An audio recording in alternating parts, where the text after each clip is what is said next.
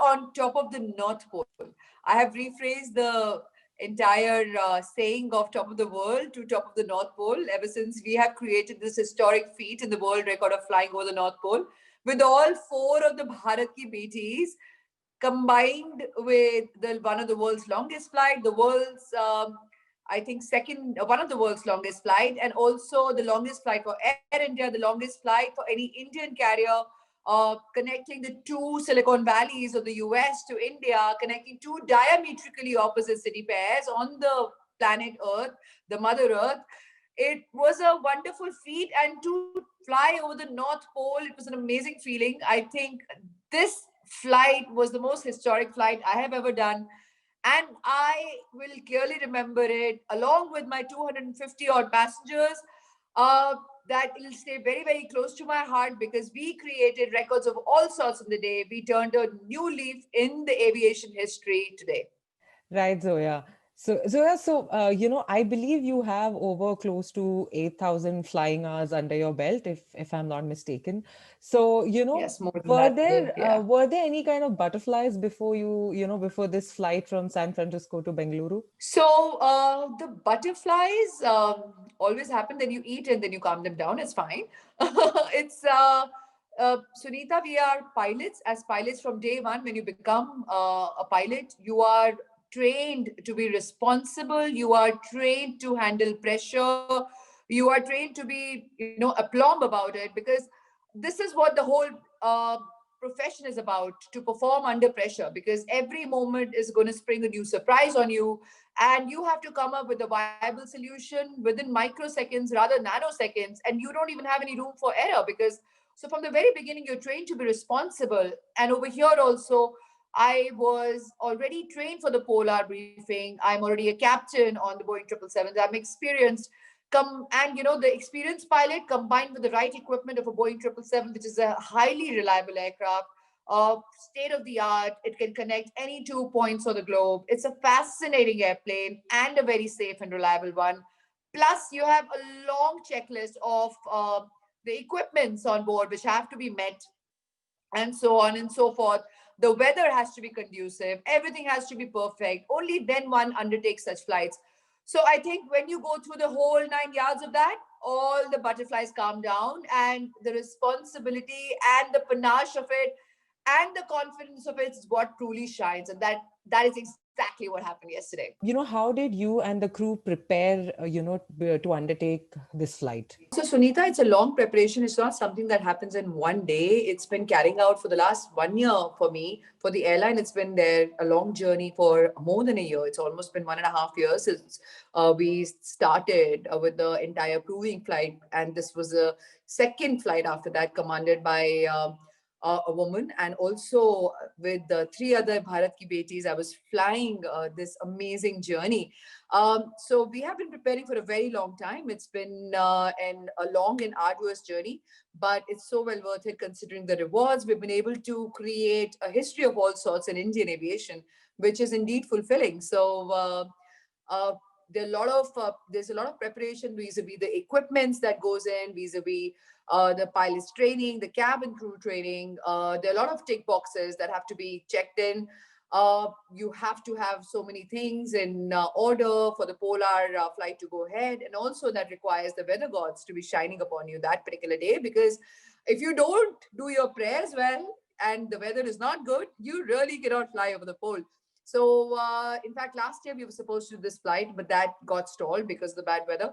There are a lot of parameters for weather which are important and at play in this, which are not otherwise a consideration for normal flights.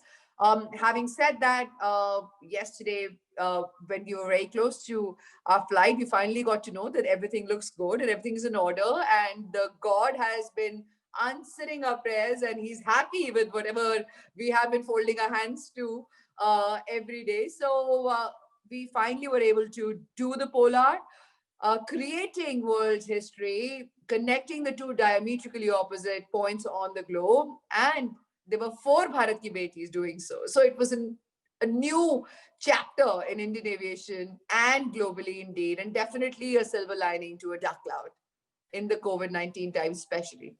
Very, very well said, Zoya. So, I'm actually wondering, was there any, challenge, in this journey? Did you face any kind of roadblocks at all?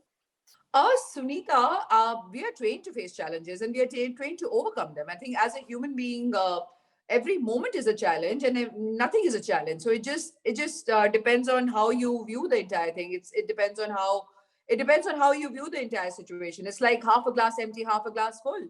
I think challenges are a part of life, and how you step in as an individual, as a professional, is in the way you deal with those challenges. I think that's what shows your true mettle, and that's where the experience, the expertise comes in place. And that's why I think it's important to send experienced pilots on these kind of routes, which is coupled with the reliable equipment like a Boeing 777, which is a very safe and reliable airplane, combined with all the check in the boxes for the equipments and the training. And you have a pretty much 1000% safe approach towards everything. And that is why the recipe for safety is in place and everything goes well. Right, Zoya. Zoya, just one last question I have.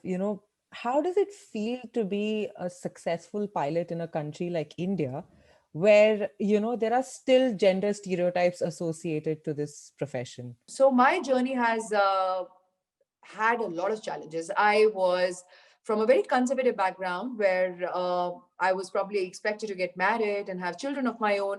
And I'm the only child to top it, because back in the days when I was growing up, my mom expected me to follow the stereotype, and I was taught to walk in the shadows of my elders and be conservative and follow the norms of the society at that point in time, because those were really conservative. And here I was out there wanting to make my own dreams into reality.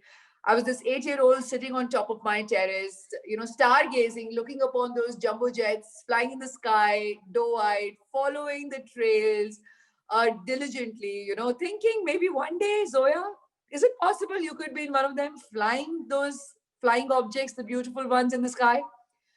And when I broke the news to my mom, she cried. She was in tears that I want to become a pilot. I mean, how can our only child want to become a pilot? So after that, I enrolled in St. Stephen's College. Academically, I was okay, and I burned the midnight oil. Attended my college from 6 in the morning till 3:30 in the afternoon. I don't know if you know about St. Stephen's, but they are strict law for attendance. So you have to be there every day. And post my college, I used to travel in a DTC bus, go all the way to very far off, attend my aviation courses, come back in the night where sometimes there was no electricity. I used to even study outside under the lamppost. It didn't deter me. And those mosquitoes were after me, biting me. Nothing deterred me, So after the end of 3 years, I think my parents, they kind of felt sorry for me that she's worked so hard, and I cleared all my aviation exams along with my college. I did well there. So God has been really kind, and eventually my parents, I think, felt so bad for me, so they said, okay, let her chase her dream. And then I started my aviation journey. It had its own challenges. There were no jobs back in those days. Forget about for women pilots, there were no jobs, period. And I belong to an era of joining the airline. When I joined the airline, Air India was I was one of the first few handful of pilots, the girl pilots. There were hardly any. Like after that, the skies opened up and the women came into aviation. The percentage that we're enjoying today was not there in my time, especially for an international airline. It was almost unheard of to have uh, like any number of women pilots, because like I said, I was amongst the handful of lady pilots when I joined in. So I was this little kid, who was so enthusiastic. As I am today, I was the same back then. There's no difference in me. My enthusiasm hasn't deterred, and I think it's probably multifolded over a period of time as I've become more and more experienced. And today I feel empowered. I feel in a very fortunate space when I want to empower the young girls who face the same societal pressures, same challenges that I face, showing to them that, hey, listen, if I can do it, you can do it. In fact, I go to many schools, inspire the young girls.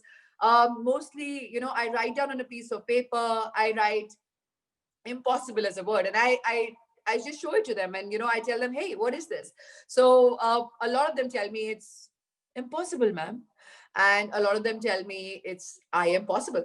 So whenever people tell me I am possible, I see that glimpse of little Zoya who is, sitting on top of the terrace. I see a reflection of myself in them. And when I tell them, everything is possible, to the lot who says impossible, I always tell them, hey, listen, nothing is impossible in this world, because every great reality that you want in your life to happen begins with a great dream, and every great dream begins with a great dreamer, and that dreamer lies in you. So don't look back. Nothing is impossible. Stay focused and read I Am Possible. Right, Zoya. Zoya, that was really well put. And congratulations once again on this feat. And I wish you and even the other three pilots who were with you all the very best. And may you women continue to inspire a generation of women pilots in our country. So thank you so much, Zoya, for talking to me. Thank you so much for having me, Sunita. I'm indeed proud of my other three Bharat ki betiyan. I would like to end this on a share. I'm extremely fond of doing share shairi. I always do that. Zoya, sure. बेटी माँ कभी boss बनकर सबके सुख दुख को सहकर अपने सब फर्ज निभाती है, तभी तो नारी कहलाती है. नमस्कार, जय हिंद. कैसा लगा ये वीडियो हमें कमेंट सेक्शन में ज़रूर बताएं, और अगर ये वीडियो पसंद आया हो तो इसे लाइक और शेयर भी करें, और हमारे channel Asia net news Hindi को सब्सक्राइब करना ना भूलें, और इसके नोटिफिकेशन पाने के लिए बेल आइकन को ज़रूर दबाएं.